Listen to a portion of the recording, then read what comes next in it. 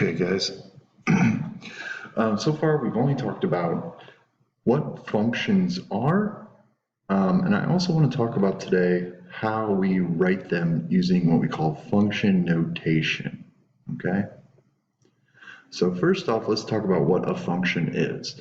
A function is a relation from a set of inputs to a set of possible outputs, where each input is related to exactly one output, okay?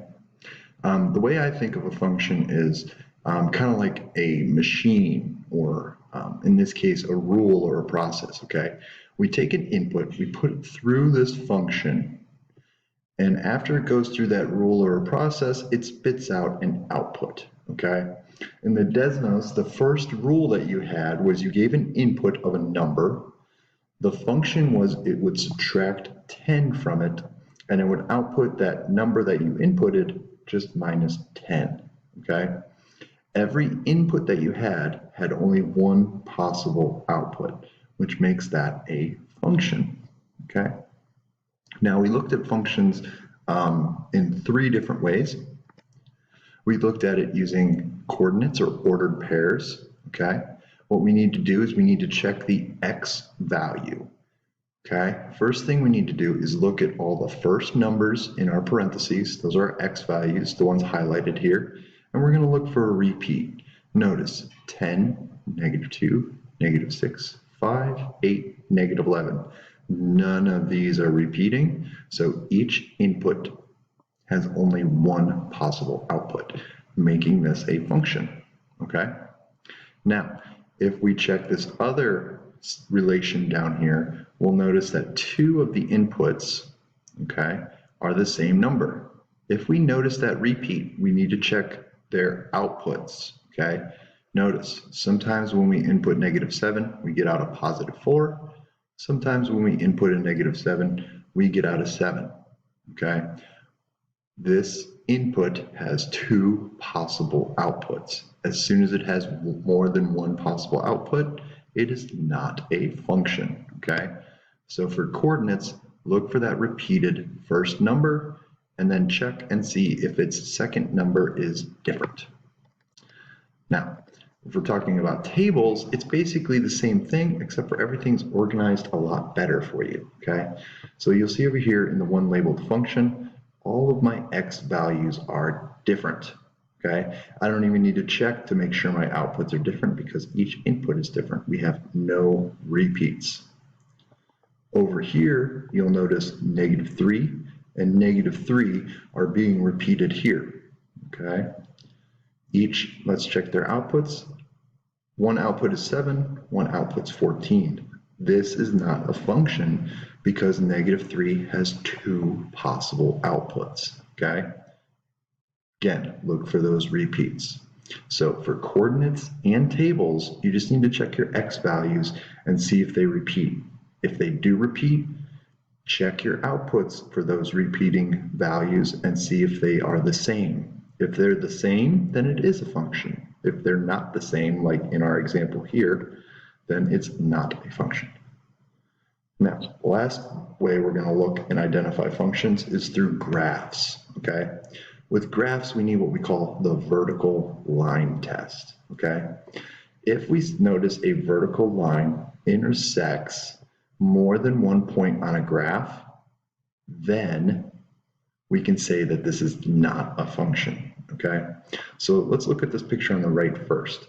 If we look at all these vertical lines here, okay, all these different vertical lines are only hitting this diagonal line at one point, okay? Meaning that it is a function. Each one of these vertical lines represents an input, okay? And if it only hits one point on the graph, then it only has one output for that input. Whereas over here, if we follow just this one vertical line, we can see it hits 1, 2, 3 different points, okay? The function fails at this input, okay? So this is telling me that at this x value, this value that creates this vertical line, I have 3 different outputs, meaning that this is not a function. Okay? So that's what you were looking at when we went through our IXL, okay? You had to find ones that were a function. So let's take a look at this one in particular.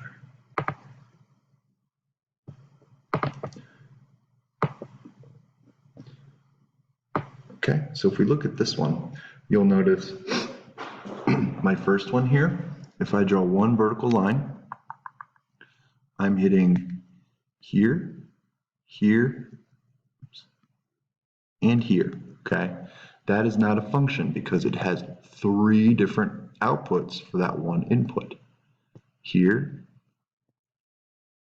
we have 2 outputs for one input. Now, down here is where they get a little tricky, okay? What we need to remember is that if these are colored in, that is a point and that is a point. That is not a function. Whereas over here, since this part is not colored in and this part is, it's only hitting at this point here, okay? Same thing over here. Even though it looks like it's hitting 2 points, this one that's not colored in does not count. It's only hitting at this point here, okay? So I would say that this last one is my function. Okay, so the only thing is look for those open and closed circles to make sure you are hitting the right spots, okay? All right, and the last thing I want to talk about is function notation. So usually when we are evaluating a function, we write something a little different, okay? Normally we see y being equal to an equation, okay? But now we're going to be writing it as f of x, okay? So take a look at my example down here at the bottom. F of x equals x squared plus 3x plus 4, okay?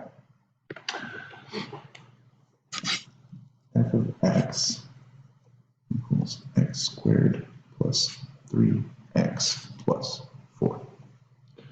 Okay, now normally how we would see this is we would see y equals this, okay? Well, we use f of x for notation so we can define different functions, okay? F we call the function name, okay? So that's the name of the function. We call this function f. And this x in here is just telling us what our input is, okay? All right, the x is just our input. And then finally, if we wanted to define what our output is, f of x is what we call our output. Okay, so if we want to figure out a table for this, okay, an input-output table,